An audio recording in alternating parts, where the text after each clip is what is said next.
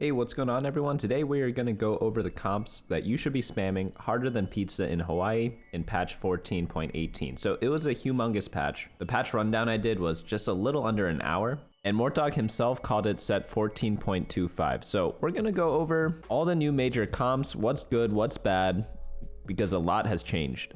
A lot of the hero augments are complete dog water right now, and because they buffed the forecast odds at level 8, all the fast A comps got a little bit of a bump. You know, some of them got individual buffs as well, but right now, in terms of augments, instead of getting the hero augments at the start of the game, what you want instead is going to be the trait augments. So if we look here, average placement, master plus, all the trait stuff is doing incredibly well, namely Faerie, Portal, Frost, Multistriker, things like that. And guess what's going to be at the top? I think right now the easiest comp to play out of all these is going to be Portal. The reason why is because there's so many different flex units you can use. But we'll cover that and every other comp right after we do the summary. Faeri Kalista, they changed how Faerie works. The breakpoints now, instead of 2, 4, 6, 9, is going to be 3, 5, 7, 9.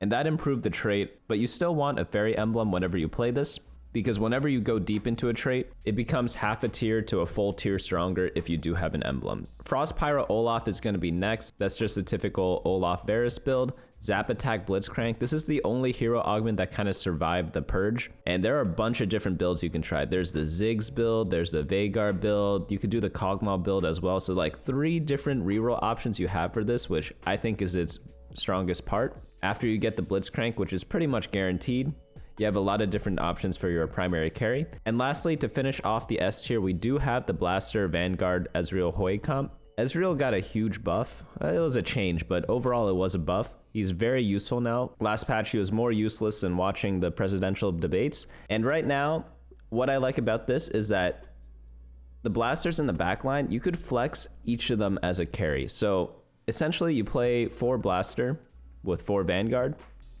You could flex the front line too, believe it or not. But whether you have 3-star Ezreal, 3-star Hwei, 2-star Varus, 1 or 2-star Smolder, any of those people in the back line can work. So whatever items you have, whatever units you hit, just use some combination of them and you could make a comp that at least does something. Like maybe you won't win with every combination, but like you could still place pretty well. Next up in the A tier, we have Flex, Karma, Gwen, Fiora. Karma is really good right now. She fits in 3 different comps at the top. There's the Flex comp, there's the Witchcraft comp, and then there's also the Chrono Karma.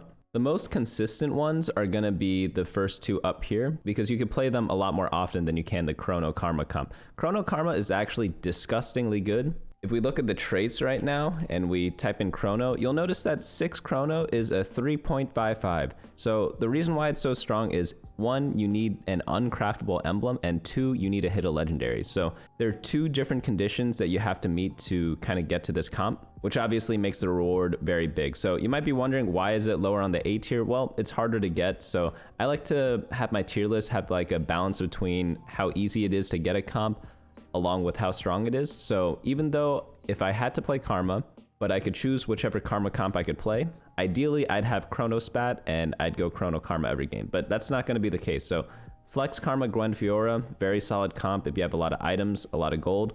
Witchcraft, Fiora, Karma, pretty decent comp. The Spat's optional, honestly, in this one. 2, 4, or 6 Witchcraft perform around the same based on like how hard it is to get, but 8 Witchcraft is very good, but you need 2 spatula items for that.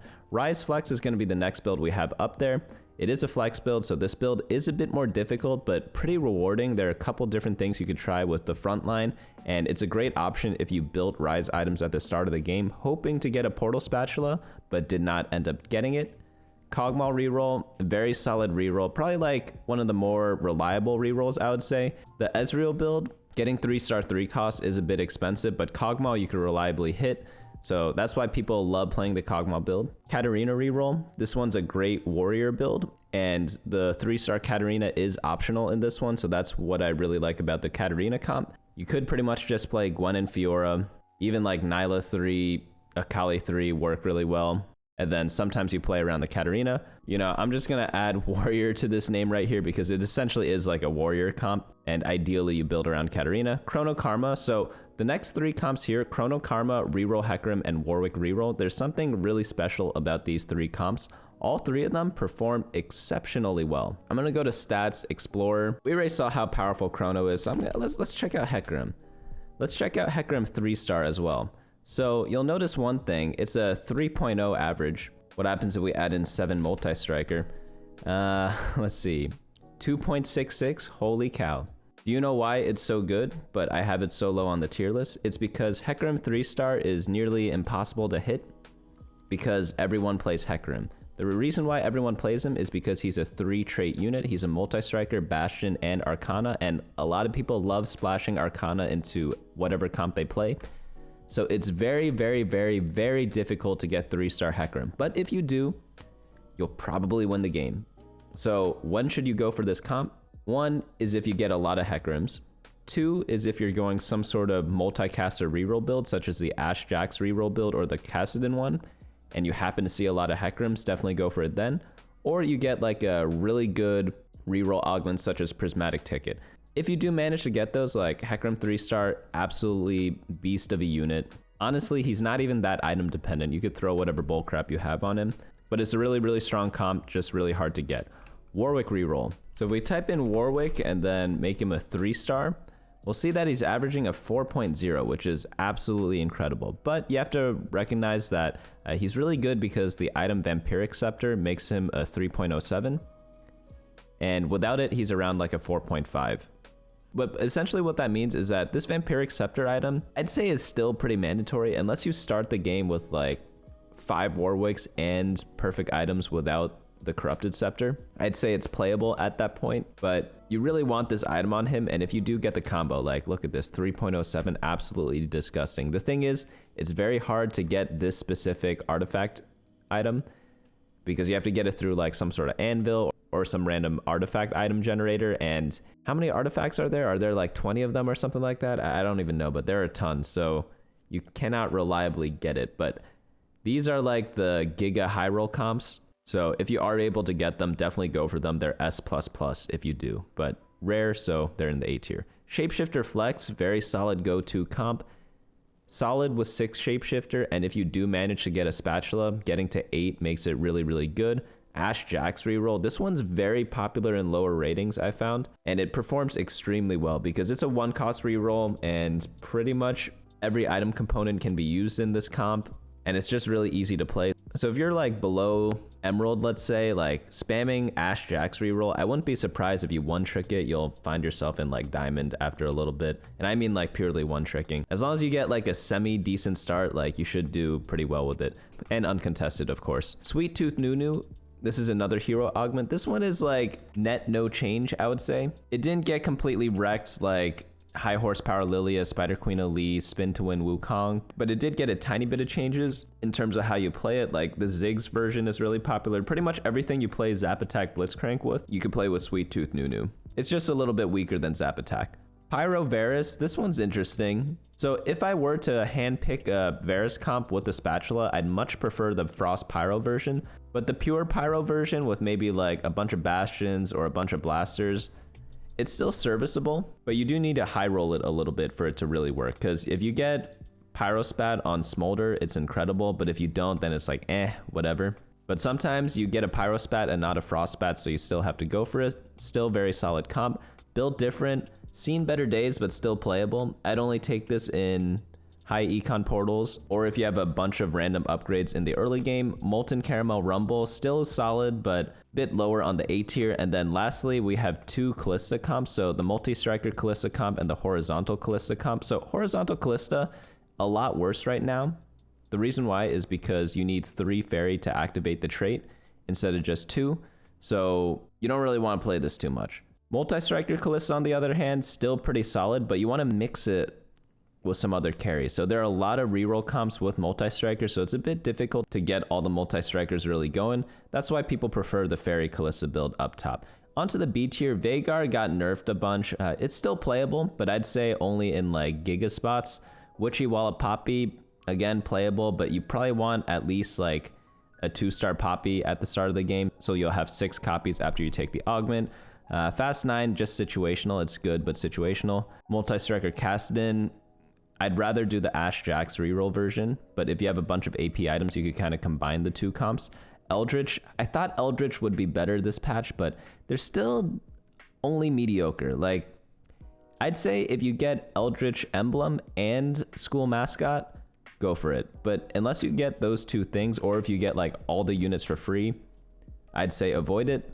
2 tanky Blaster, I'd rather just do the Ezreal Hwei version up here. Syndra Cassiopeia. Some people are playing Cassiopeia a bunch. I don't think it's that great personally, but it is possible to play. That's why it's in the B tier, not the C tier. Deja Vu Galio getting nerfed a little bit. Deja Vu Galio not having the best days right now. And then Zoe Ahri reroll. This comp got changed because Ahri got reworked. It's not that great. Before it was giga broken, but now it's just okay. And then Jinx Wukong definitely got a nerf as well. All the C tiers, don't play these. Yo, it's hilarious. I need to show you guys something. Like, let's go to stats, augments. Let's guess which is the worst augment in the game. All right, you guys have 3 seconds. 3, 2, 1, 0. Pillar of Flame, averaging a 5.86. It's hilarious because they buffed it recently. And if we look at the data from the last patch, or like the pre-B patch or whatever, it was at like 6.19. Spin to win was 6.36. Like, I haven't even seen numbers this bad before. Like, I'm pretty sure these are the worst I've ever seen. Oddly enough, they were apparently picked the same amount of times according to this data set at least. And yeah, just even after the small buffs that they got, not worth playing right now. I'd probably avoid that. But let's get into the meat of the video, which is going to be going over every single one of these comps. We're going to start off with the Portal Ryze build. So Portal right now, it plays the same as before. Nothing really changed too much. But again, what I love about this comp the most is that you can flex any unit with a Portal Spatula. And there are a lot of 3 costs that can do the same job too, like Hecarim, Mordekaiser, Nico, Swain, things like that. And it also has really good late game. So most of the time, Ryze is going to be your primary carry. He's going to have a red buff plus 2 AP items. Like, the 2 AP items you build on him don't really matter that much. Some people say like double hat's going to be the best, but it's really hard to get 4 rods. So you really just build whatever you can get. Some people like the Rage Blade, and if you build it early, I like it. But I find that if you're in the late game and you're looking for a 3rd Ryze item, like, just going full AP is probably going to be better. And then the reason why I think this comp has really good late game is because you could play around a lot of legendaries. Like Nora in the super late game as a 2-star, I find that she does the most damage. And I actually switch my Yuumi from Ryze to Nora in a lot of cases, as long as I have 3 usable items on her. And then you also have the option in Diana. Diana, very powerful unit, obviously. You throw stuff like Crown Guard, Ionic Spark on her, and she's just going to blow a lot of stuff up, especially in combination with the Ryze. And then, of course, you could also play with Nami, where you have Nami, Ryze, and Nora all dealing some sort of damage, and then the game kind of plays itself. For your main tank, you could either use Taric or Nasus. It really depends who your extra unit is, but it's essentially just like an 8 portal comp. Though I have seen some people play it with 6. I don't like that version that much. I prefer playing the flex version of Ryze instead. So if you do play 6 portal, or if you don't have the emblem, don't expect to win a lot with this comp, but you can see some top 4s if you play it correctly. But pretty simple build. Pretty much on every carousel, you just take a rod, and then you build some sort of anti-heal item on Ryze, either red buff or Morello. If I have Morello, I like having either a Rage Blade or a Shojin to get him to cast faster, but with the red buff, it's like the best of both worlds. You get the anti-heal effect and you get a lot of attack speed, which Morello, while it gives like, I think like 5% attack speed, it's mainly just used for the anti-heal, right? But you can see like a full list of Ryze's items down here. And if you want to reference this sometime later in life, head on over to bunnymuffins.lol/meta, where we update this tier list every single Friday. But this comp's really easy to play. That's why the how to play section is not that long. You just do a fast 8 and then play these units. You essentially just set up your team planner, put in all the portal units, and then whoever you hit randomly, that is a 3, 4, or 5 cost depending on the point in the game, put the portal spat on them and you are going to be good to go.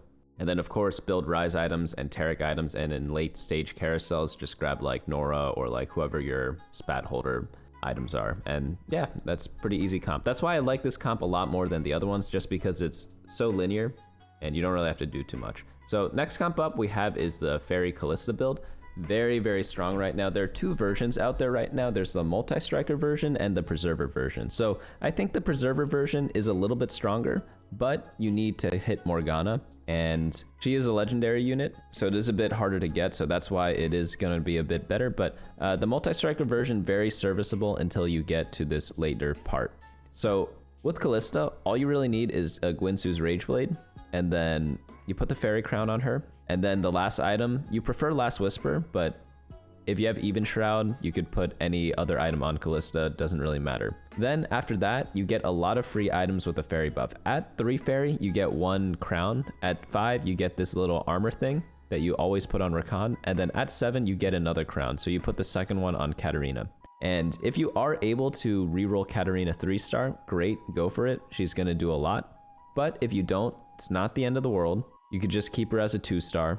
And while she won't Giga carry, she'll still do some work. So I'd say either do the 3-star Katarina of the version up here, or try to go for the legendary version down here with the Morgana. So if you have a limited amount of gold, which you do in every game of TFT, I'd say aim for one of those two things. Either Fast 9, level up, push for a legendary unit, or go level 8 and try to roll for Katarina 3-star. For augments, it's pretty important that you get a Faerie emblem. Like, I wouldn't play this otherwise, even if you can get to 7 Faerie without this little thing, because you have to play Seraphine, and Seraphine, you don't want to just be playing a random Seraphine in the late game. It's like a waste of a unit slot.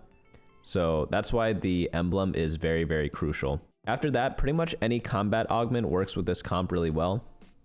Ideally, you play this in a fast 8, so you're win streaking a lot of the times when you do that. So you often don't need an econ augment unless it's specifically a fast 8 augment, such as like Slammin', Epoch, or Cluttered or Clear Mind, for example. But going on into the next version down here, it's the same build. Like, throw tank items on Rakan. Any items work on Rakan. Some people like putting a stone plate on him, putting him in front line. I like having the redemption on him and kind of like shielding everyone, because he shields your whole team within 2 spaces. So I always like having units around him, so that's why I like building redemption a lot. And then for Morgana, just throw a Morello on her and any tank item, like probably Crown Guard's going to be the best, maybe Ionic Spark if you're relying on Katarina to do a lot of damage.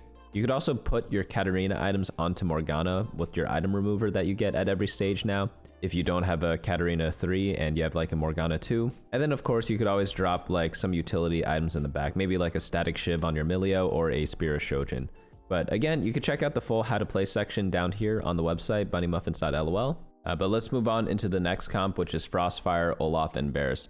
Again, this is my favorite comp. Oh, by the way, I've been adding the emblems to most of the comp images now, because I feel like since I only recommend playing them with the emblem, that's what these little stars kind of mean. The stars at the summary mean there's a requirement for it. So either like a specific emblem, such as in Faeri Kalista Portal Ryze, maybe a hero augment such as in like Spin to Win Wukong. Like whenever there's a big requirement, I'll put the star there. And then the more non-requirement comps, they won't have a star next to them. Like for Blaster, Vanguard, Hwei, for example, if you have Blaster Spatula, like great, but you don't need it by any means. But going back into Frostfire Olaf, this one's just a typical 5 to 7 Frost build. You try to mix whatever Frost and Pyros that you have. If you have the emblem, drop it on your Varus, do like Shojin, Frost Emblem, and then the Infinity Edge. Then you build the Last Whisper either on your Olaf or have like an Even Shroud on Olaf or like one of your main tanks. And I think this build actually got a lot better with the item remover changes. So in case you did not know, you get an item remover at every neutral round if you don't have one on your bench. So what that means is that you could use yours anytime, and then once you hit the neutral round, you'll get a new one automatically. So how do you use this to your advantage? Well, you could play around Hwei really easily in the early game by building an early Spear of Shojin. So you're thinking about going Varus, you build the Spear of Shojin on someone, and then in stage 3, you're like, I got a Hwei. Let me play around Hwei. Drop the Shojin on Hwei, and then later on, you can remove it, drop it on your Varus without feeling bad. Another thing you could do is you could actually play around carry Hwei. So you could build Shojin on Hwei, and then if you get a lot of AP items randomly, normally you're like, oh crap, I'm screwed because I cannot build any Varus items or Olaf items. But instead, what you can do is build your Hwei. So you could put like Hat, Morello, Jeweled Gauntlet, Nashor's Tooth, things like that. and Hwei will do some carrying. It's just a little bit different in terms of the timing because you won't have enough items to itemize like your 4-cost units. But what you can do instead is focus on Hwei, Olaf, and Diana, go for 7 Frost instead of 5, and then you get like an Ionic Spark on your Diana, and hopefully she is able to carry with the Hwei. It's like 2 different ways to play it, but again, what I love about this build is that you have the Spear of Shojin that you could swap to whoever, and you get a new item remover every stage. Also, another thing you can do is, let's say you were playing around the Hwei, and you get an early Diana, all the AP items you built on Hwei, you could just move to Diana, and then the Spear of Shojin move to Varus, and then pick up like one other item for him. So lots of different little tactics that you could do, and I think that is very helpful for this comp. But standard fast 8, you want to just play around your 4-cost units because you have 3 of them as your primary units. And then try to go 9, add some legendaries, like get Diana in there. If you get 2 spats, you could go for like 9 Frost or like 5 Pyro and 7 Frost. So there's a lot of different things you could kind of try out. Next comp up we have is going to be Zap Attack Blitzcrank. I have 3 builds out here right now. The first one is going to be the Veigar build. The second one is going to be the Ziggs build. And then the third one is going to be the classic Kogmaw Tristana build. Which one should we talk about first? I'm going to skip the Kogmaw one because we'll talk about Kogmaw later. The Ziggs one is pretty interesting because a lot of people are playing Ziggs now and the positioning's a little weird. So what people end up doing is putting Ziggs in the middle because he throws a bouncing bomb at the farthest enemy. So you want to create lines to like hit people with. And I've seen some people do some crazy positioning thing. I've seen people do like this before, or not quite like that, something like this, where they try to get the tanks to like move away and then somehow Ziggs hits the backliners like pretty often when they do this. I've seen people do like 2 in the middle like this, 2 on the side like that. I've seen people do this where they put 2 in the middle, 1 on each side.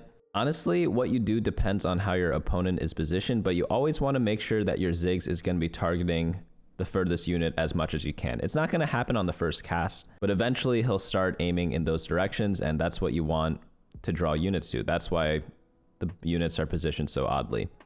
Another thing to keep in mind is you want your Kogmaw next to your Ziggs because Kogmaw gives a attack speed buff whenever he casts. So you want your units next to Kogmaw, but you don't want too many units next to him because then you get hit by too many AoEs.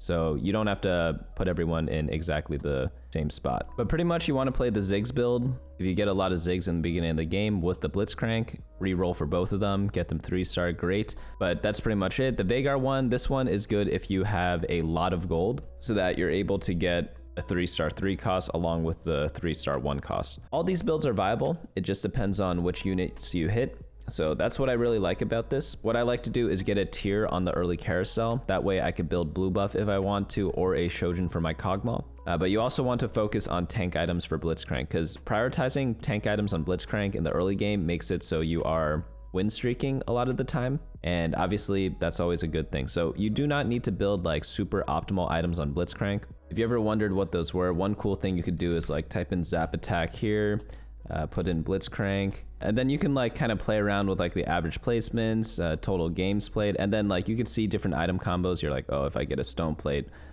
maybe I should build like a Warmogs with that as well or something like that. But pretty much like any tank items work. I think some underrated ones are going to be like Crown Guard, Steadfast Heart. Dragon Claw is really good if you need it in your specific game, if everyone's going magic damage. But you pretty much just want to slam whatever tank item you can on him, like any generic tank item. But 1 cost reroll for this, pretty easy. Of course, you need the hero augment Zap Attack, and yeah, pretty simple to play. Next one up we have is Blaster Vanguard Reroll. This one's a 4/4, but you only need 7 units because Rumble is both a Blaster and a Vanguard, and this is one of the newer comps. So if you're able to get Blaster Emblem, great.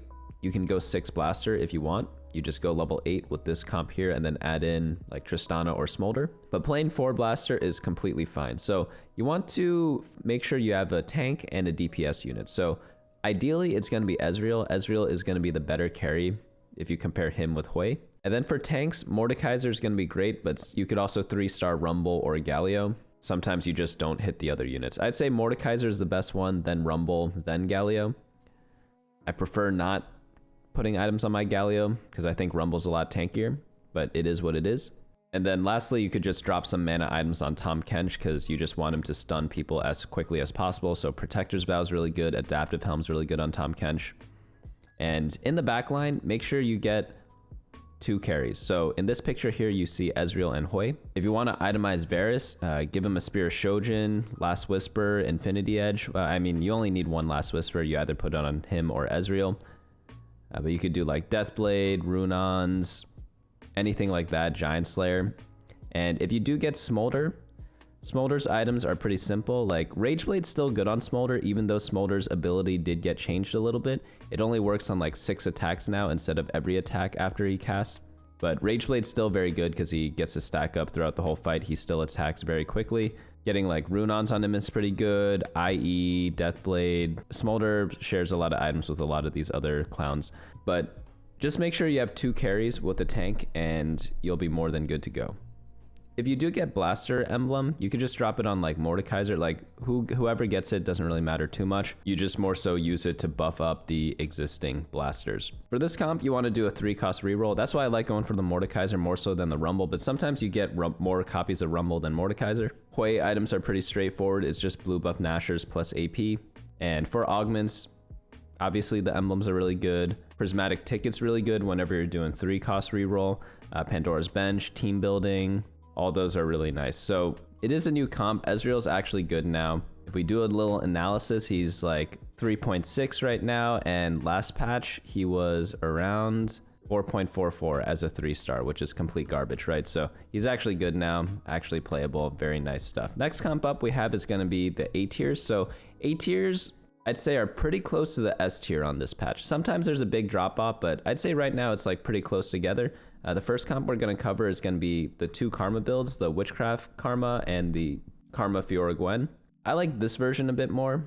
There's a lot of units you could kind of flex in. For example, like you don't need Cassiopeia. You could play stuff like Nasus and go like Shapeshifters with Nico. And to fit this in, you just drop one of the Preservers. Like the only core you need is like Karma, Zillion, and the 2 Warriors. Like not even the 2 Warriors. You could just use one of them if you don't get the other one, and run like an Akali instead, get some Pyro if you have Nasus. But it is a flex comp, so it means like you could pretty much run anything with this. The main core is just going to be the 3 ladies over here. It's going to be the Karma, Fiora, and the Gwen.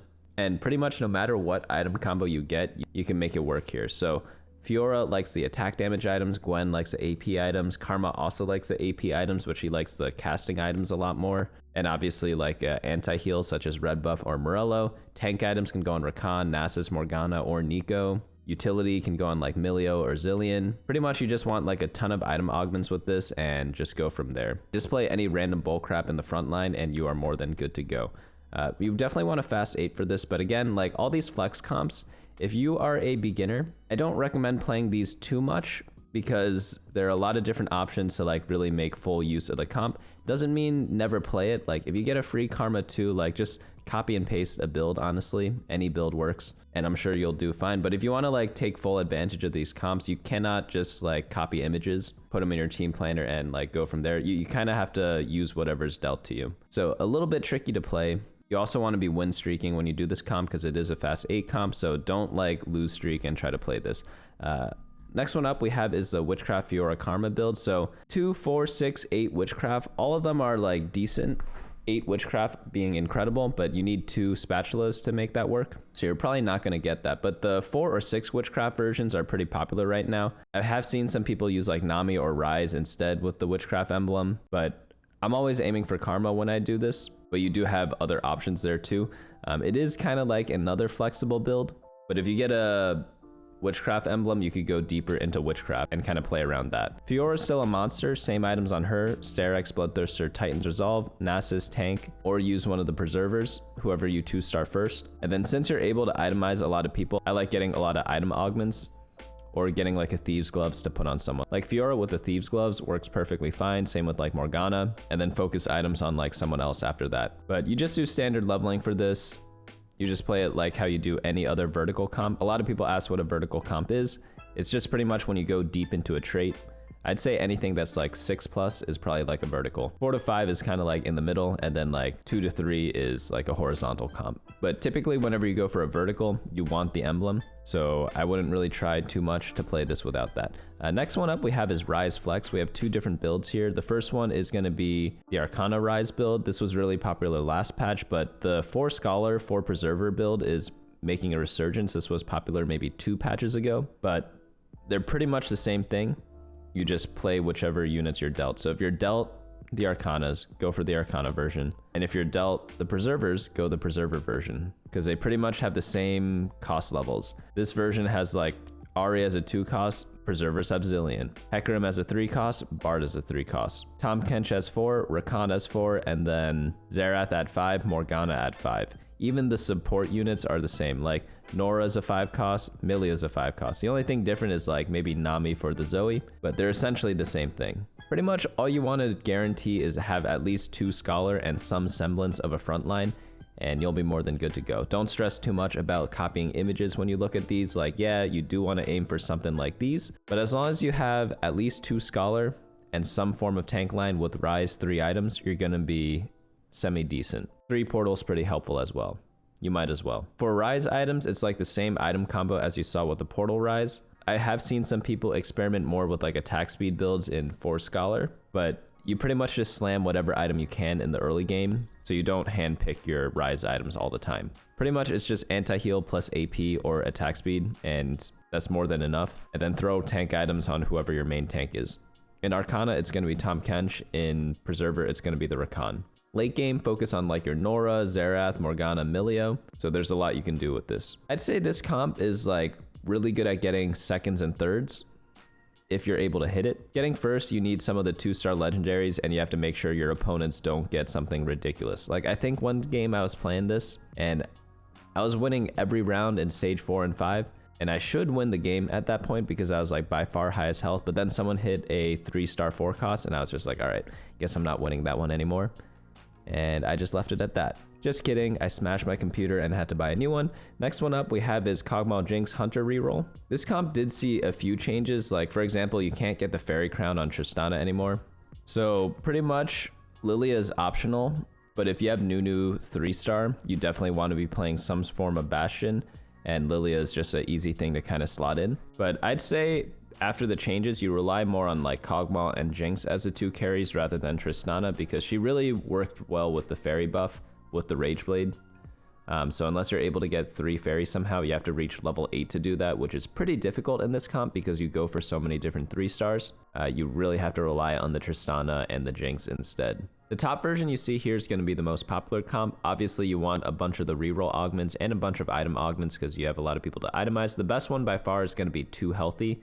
It's pretty much hand-picked for this comp. After that, any of the Honeymancy stuff, I don't know if the smart people caught it, but when we were looking at the augments at the start, I was like looking at the average placements here. I mentioned a bunch of different traits, but I didn't really mention Honeymancy, but it's also doing really well here. The reason why I didn't mention it is because you don't have to go for them when you play these builds.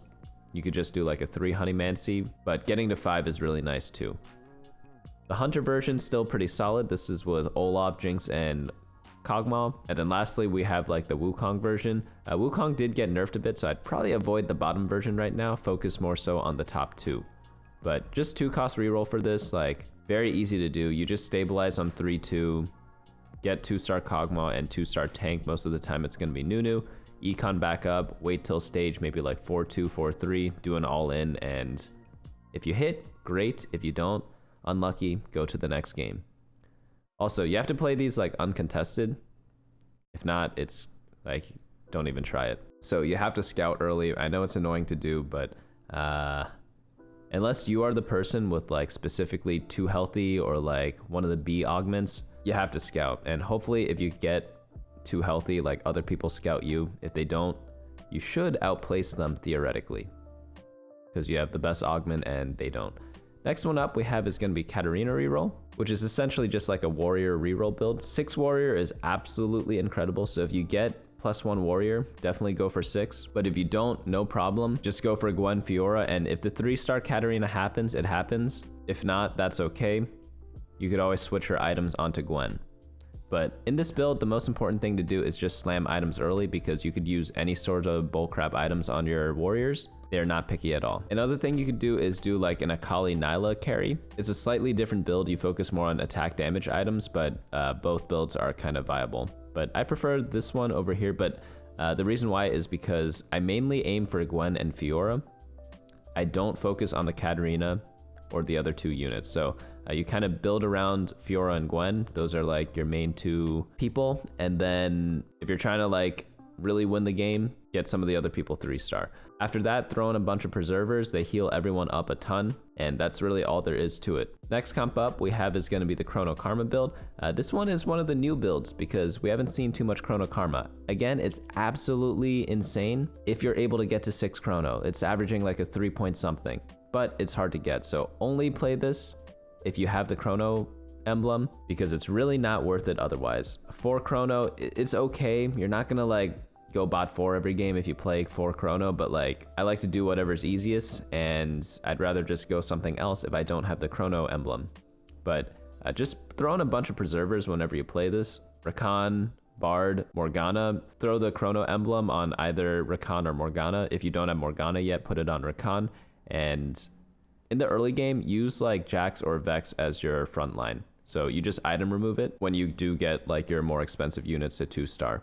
In the super late game, Camille's going to carry you. In the regular game, Karma's going to carry you. Same build for Karma as usual, though I will say Archangels is a special mention there. Very, very strong stuff because the Chrono thing freezes time, so you just get like free stacking time. But same thing with the core items, blue buff, red buff, or Morello, and that's all there is to it. For augments, like obviously you need the Chrono augment, so if you get this from like hard commit, wandering trainers, branching out, that's one way to do this. I like to think of Chrono Karma as like the new Sugarcraft. It's like a 6 trait, and you really only want to do it if you have the emblem, and you just try to random it sometimes. But pretty good comp, fast 8 for this because you're focused on like the 4 costs. Nothing too crazy there. Hecarim Reroll, again, only play this if you have a lot of Hecarims because he is super contested, or if you have Prismatic Ticket and a lot of Hecarims, even better. Go for the 7 Multistriker build. It relies on getting Camille, but if you get +1 Multistriker from something, it makes it a lot easier. I've seen some people do like a 4 Bastion 3 Multistriker build. It's definitely a lot weaker, but you don't need any spatulas to make that work. Items for Hecarim, just standard frontline bruiser items. Bloodthirster, Sterix, and Titan's Resolve. If you do Bloodthirster, then 2 Sterix, even better, because he really likes the stats that you get from that. Backline, you want like a support Kalista build. Red buff is pretty solid. And then Last Whisper just to reduce people's armor. But yeah, like the only unit you care about is Hecarim, so whatever buffs him, that's what you want to put in your team. I haven't tried it yet, but I guarantee you, if you level up and throw in a random Nora and drop Yuumi on your Hecarim, that might be the best thing to put in at that point. It might be. Either that or like Arcana if you're feeling a little lazy, or if you don't like to try new things. You know, the types of people who like never want to try new cuisines or new foods. If you don't want to try anything new, just play Arcana. But if you want to spice things up a little bit, maybe we try out the Nora, just Yuumi the Hecarim, because he's literally the only unit that matters in this comp. And he will carry as a 3-star, so keep that in mind. Like, comp is S++ tier if you hit, but it's hard to hit. Next one up we have is Corrupted Vampiric Scepter Warwick. Also very situational comp, but extremely good if you hit it. Kind of like the Exodia type comps. There's like the 7 Frost version, there's a 6 Vanguard version. Both versions are fine, there's nothing too crazy about them. All that really matters is having Vampiric Scepter on Warwick. If we look here and we compare 6 Vanguard and 7 Frost, it's like 2.76 versus 3.06. It's like, you're doing fine, you know, like either version works. Whatever units you're hitting, that's what you play. Or if you get a Frost emblem, go for that. If you get a Vanguard emblem, go for Vanguards. Like, I don't know what to tell you. But again, I'd say only do this with the Corrupted Vampiric Scepter. It's averaging like a 4.5 without it. So it's still playable. It's just not something to like write home about. So do that at your own risk. It's a really fun comp though. I love playing it. I recently played it without the Vampiric Scepter just to try it out. Pretty much all you do is just do like Rageblade, QSS, Titans. It's the same thing. It's just a lot worse. But if you start the game with 6 Warwicks and buildable items, why not? Shapeshifter Flex is going to be the next build. 6 Shapeshifter, very solid, but if you get to 8, incredible. What I really like is getting a redemption on the Shapeshifter builds. They have like so much HP, so you just like heal a crap ton from that. It feels good, you know?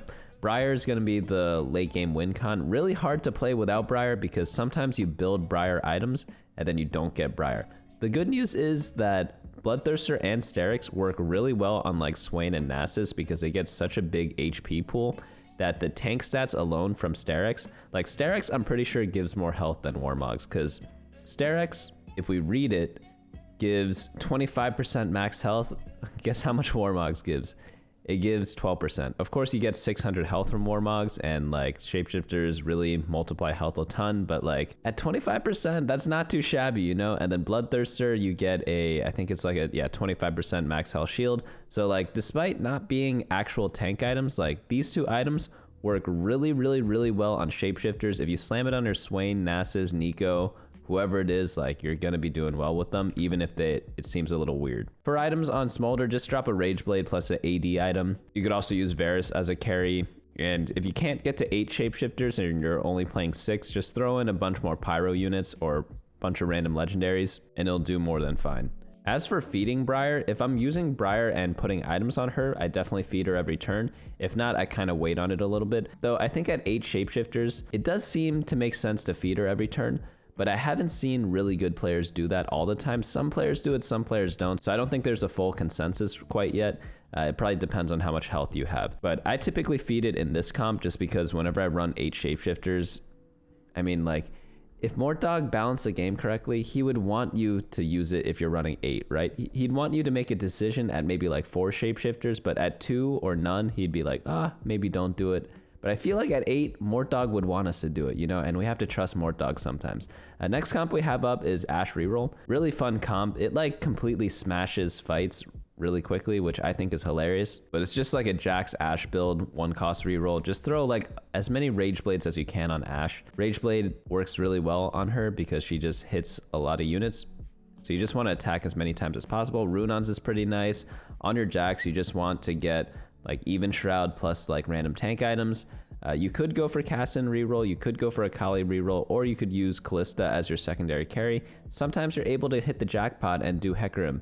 If you get Prismatic Ticket, you could go for pretty much everything as long as you're not contested. But really powerful comp. I like having Multistriker emblem or press the attack with it. It definitely bumps it up a tier, but it's not mandatory by any means. I've seen 5 Multistriker do more than enough, but obviously getting to 7 is pretty good. Next build up we have is going to be Sweet Tooth Nunu. This is just the hero augment, and every comp we saw with the Vanguard Blitzcrank, you could do with this build. Well, where's the Blitzcrank? Not Vanguard Blitzcrank, the Zap Attack Blitzcrank, all the way up here.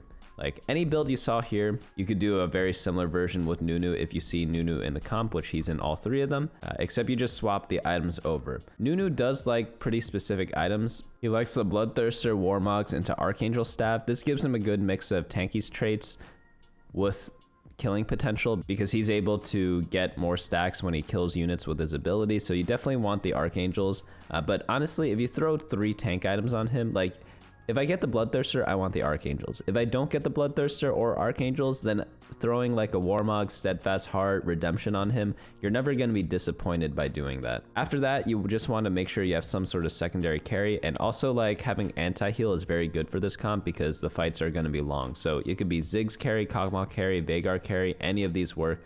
Some people like doing 5 Honeymancy when you go for Nunu. 3 is good enough, but if you ever get a +1 Honeymancy, that's where this comp gets like very, very powerful. But yeah, you could just play the Kogmaw Tristana reroll or the Blitzcrank stuff. You just swap the hero augments. Next one up we have is Pyro Varus. If you do have +1 Pyro emblem, drop it on your Smolder. Very good late game as we talked about before. And there are also a couple different versions of this comp. So there's the one you see here with the 4 Shapeshifters. There's also like a 4 Blaster version.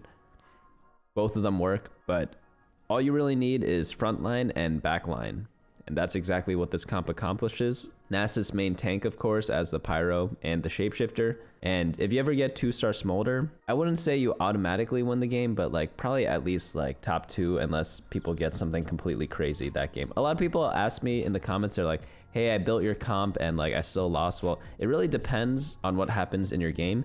Some games everyone hits, and even if you hit, it doesn't mean anything anymore, right? And then other times you have like 1-star Varus and you win the game still, and that's only because everyone else sucked that game. So just because you hit in one game doesn't guarantee that you're gonna do well, because there are 8 players in your game. They're all following the same guides as you are, so like someone's bound to do badly, right? And it also depends when you hit the comp. Some people hit the comp in stage 6, some people hit the comp in stage 3. You're gonna have vastly different outcomes when that happens. So the most important thing is to just play good TFT, and to do that, I recommend subscribing to the channel because I am going to revive the Unranked to Diamond series where we play 1 game in every rating, just to kind of show you the differences between what people do. But That video should be coming out this weekend if I'm not lazy. I just realized it's already Friday today.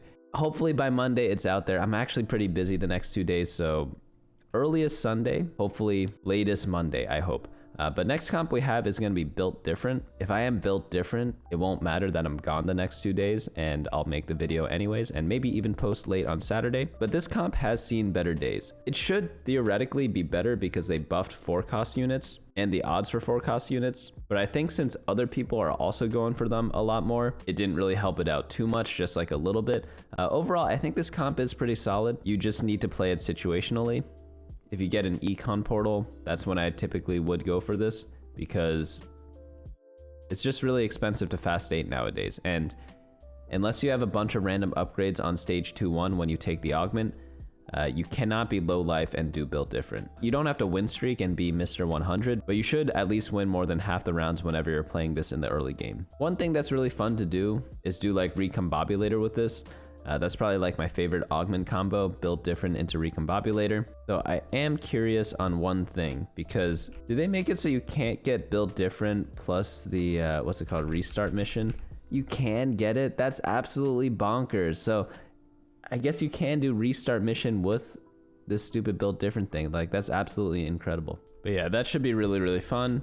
But you shouldn't rely on those combos to kind of play this. Like, you pretty much just want to fast 8 with this.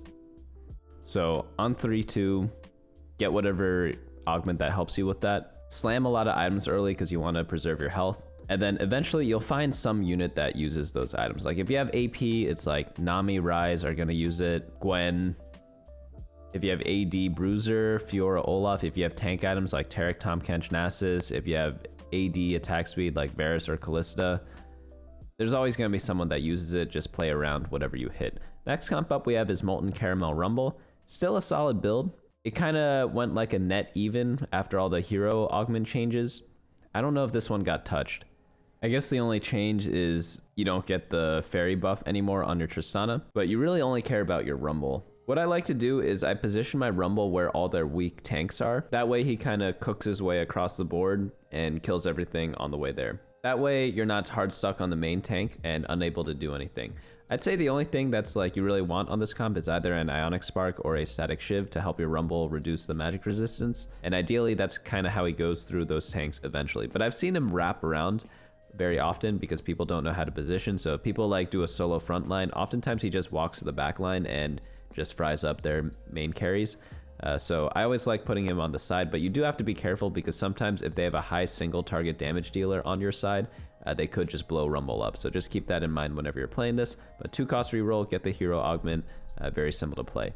Multistriker Kalista, this one can be combined with any of the other Multistriker builds we saw before. But if you have a bunch of Kalista items, or if you get like a Multistriker spat, press the attack, and like you don't really see a spot for reroll, you can consider going for the Multistriker Kalista comp as seen here. Just make sure you have some sort of armor shred through like even Shroud's pretty decent. And then just throw items on whoever your secondary carry is. Ideally, it's going to be Camille, but like Hecarim 2-star, you know, sometimes it's good enough. Better versions of Kalista out there, though. You prefer to have the Faerie stuff. Next one up we have is Horizontal Kalista. Same story here. Before you used to do Kalista plus Fiora. I think now like Kalista plus Gwen can work. Gwen got changed, and some people love it, some people hate it. She does a lot of single target snips now for some reason. Before she did more AoE, but like if you check the data, she's like performing around the same. So it's just like kind of a different champion, I guess. But essentially, since you need 3 Faerie now, you want to play like Rakan and Milio. And with the Bard and stuff, like for the Preserver, you add in like a Gwen, you get Sugarcraft for free. You don't have like the Witchcraft from Fiora anymore. I mean, you still have it with the Morgana. But Fiora, I think, got like a little weaker in the recent patch. But you could use either Gwen or Fiora, depending on what items you get. Honestly, this comp can use a ton of items because Morgana, Rakan, Camille all can be itemized as well. But as long as you have Rageblade, Last Whisper on your Kalista, you're more than good to go. 3 Multistriker, 3 Faerie, don't need anything more than that. Any tanks in the front will do. Like you could do like a Bastion front line with Hecarim. It's kind of like a Kalista flex comp. But again, better versions of the comp exist out there, but we're onto the B tier now. I won't talk too much about these, but Veigar, he got nerfed, but like you could play him in the same exact scenarios as you could play him before. Some people like the Honeymancy version, some people like the Mage version. Both versions work. It just depends on what units you hit. If you do use the Honeymancy version, I prefer like getting a ton of 3 stars, not just Veigar. But if you're solely focused on only Veigar 3-star, I prefer the Mage version. But it is a bit weaker, but still playable from the same spots. I feel like people were hard forcing this a bit too much in the last patch, but now it's just no longer a hard force. Witchy Wallop, okay, if you have like at least 3 poppies with good items at the start of the game. You get 6 poppies after you take the augment, sure. Multistriker Kassadin, just do the Jax and Ashe thing. Eldritch, only with school mascot plus the Eldritch emblem, 2 tanky blasters. Maybe this will cook someday, but not yet. I think it's at like a 4.6, 4.7 right now. Fast 9ing, situational. Just play around your legendaries. Slam items, preserve HP when you do this. Syndra Cassiopeia reroll, focus more on the Cassio. And they did change her a little bit, but people still love doing like a double Rageblade build on her. But maybe instead of Hextech Gunblade, you could throw like a Static Shiv or like whatever damage or AP item you want. Syndra is still kind of like a joke of a unit. I mean, we could check, type in 2 costs, she's 4. Yeah. I mean, as a 3-star, she's a 4.59, like it is what it is. I guess if you solely focus on Cassio, this build's a lot better. But you just get Syndra because she's at 2 costs, right? You're doing 2 cost reroll. It is what it is, but yeah.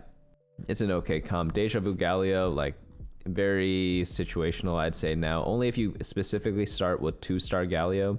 Like after you take the augment, you get a 2-star, so you have 2 copies, you get the 3rd from the augment, and a Rageblade to build at the start, then yeah, go for this. If not, I'd say pass. Ahri reroll, she got changed a bit. Someone will probably cook up a new Ahri comp in the future, but not now. And then yeah, don't play the garbage hero augments in the C tier. But just to sum up, what am I going to do this patch? Well, I'm going to pray that I'm going to get a good augment at 2-1 as per usual. If not, I'm just going to probably spam some Karma comp. Like, I'm pretty sure if you just hard force Karma every single game and like learn all the ins and outs of it, you'll probably do fine. That's if you're like Diamond Plus or Master Plus, probably going to be a good thing to do.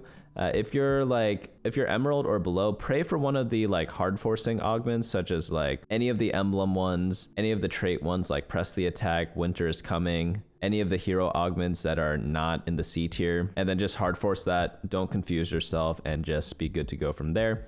If not, try to do some reroll comp, because fast 8ing is a bit more difficult than I make it sound in like a tier list.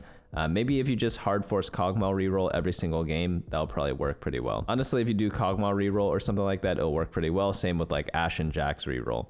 Of course, if you want to like play different stuff all the time, like you obviously can. I'm just like giving you options for like what I think would be the best way to climb if you're at those specific ratings. But again, I'll be coming out with the unranked diamond video shortly. I need to get all the game footage for that, so I have to get it from some of my friends and stuff. But that's gonna be it for me today. Hopefully you all enjoyed this video. Make sure to share it with a friend if you liked it or found it helpful, and I will see you all next time.